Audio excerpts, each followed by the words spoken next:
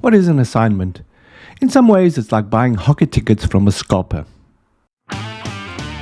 Welcome to the Condo Cafe. We brew steaming topics and fresh insights into condo living, condo purchasing and selling, and everything in between.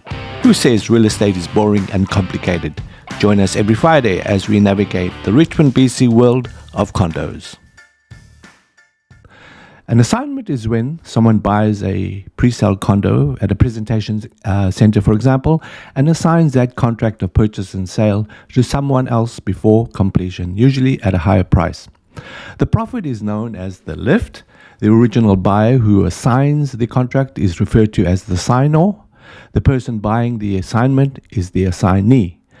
Comparing assigners / flippers to scalpers is a little brutal, but there are many similarities. For one, both are motivated by profit.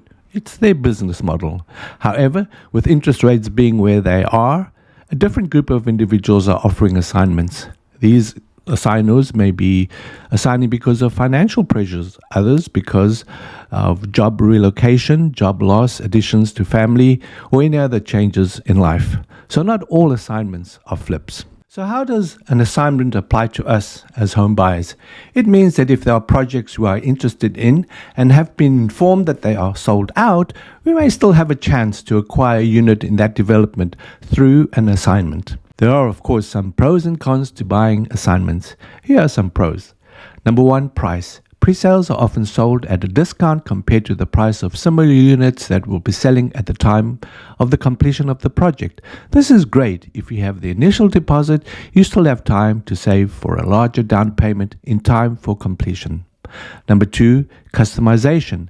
Depending on the developer and the stage of construction, buyers may still have the opportunity to select color scheme, finishes, and the appliance package.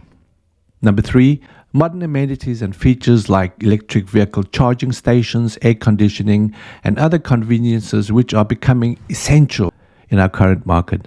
The project may also be a part of a planned community, which means that the surrounding buildings are all of the same age. Number four, new projects come with the 2510 new home warranty. This covers labor and materials for the first 2 years, structural repairs for the first 5 years, and the envelope for 10 years.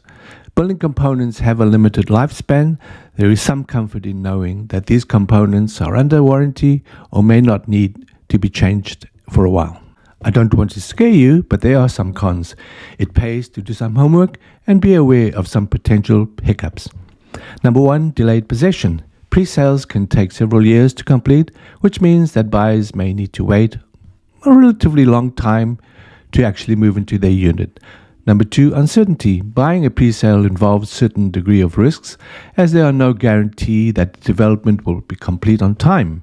Number three, limited information. Buyers may not have physical access to the unit, so it's difficult to gauge the space, the level of noise in that part of the building, or what they will see when they look out the windows. Discovering that a substation is close to your window after moving in is not a happy event. Number four, financing. It pays to fully understand the terms of the loan. What happens if the completion date is extended beyond the expiry date of your mortgage pre-approval? If the pre-approval needs to be reviewed at the time of completion, what happens if the buyer has lost their job? Or if at the time of completion the interest rate jumps through the roof? There are lenders that take these unforeseens into consideration, so getting a pre-approval and fully understanding the lender's terms is very important. Number five, does the disclosure statement refer to a construction cost index allowing the developer to ask for more money? This means that the price of the unit may increase if you see a clause like this. Number six, non-completion. In Richmond, all we have to do is to look at the Atmosphere project on number 3 in Aldbridge. More recently, the Minaroo Square project on Minaroo and Lansdowne also finds itself in a sticky situation. And further south, we have the Richmond Centre project. That project seems to be going according to plan. The big difference, the developer and how the project is funded. The more established the developer, the better the chances of completion. But there are always risks. An assignment is a little different to the normal contract of purchase and sale. Here are a few differences. Number one, the time of listing. Typically, developers do not allow assignments unless certain conditions are met.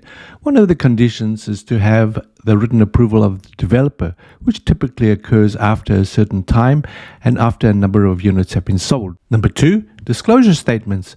Ensure you understand and accept the terms of the disclosure statement and make sure you have all the updates, if any.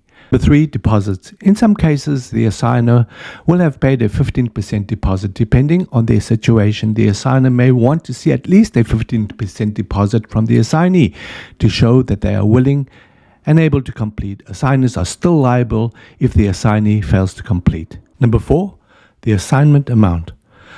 On the assignment of contract of purchase and sale for new developments, we'll see the assignment amount. This amount equals to the deposit paid by the assigner plus the lift, or the profit the assigner hopes to make, depending on the market conditions and or the assigner's motivations. There may or may not be a lift. As an aside, the assigner or the seller pays the realtor's commissions, assignment fees, and all applicable taxes from the lift. So there we have it, assignment of contracts of purchase and sale for new developments. I hope this episode has shed some light on assignments. Next week, we'll look at the geography of the Richmond presale condo market and the advantages of each of the sub-areas. If you enjoyed this video, please hit the like button, and I look forward to your company again next week. So, stay safe and stay informed, because I'll be back. Bye.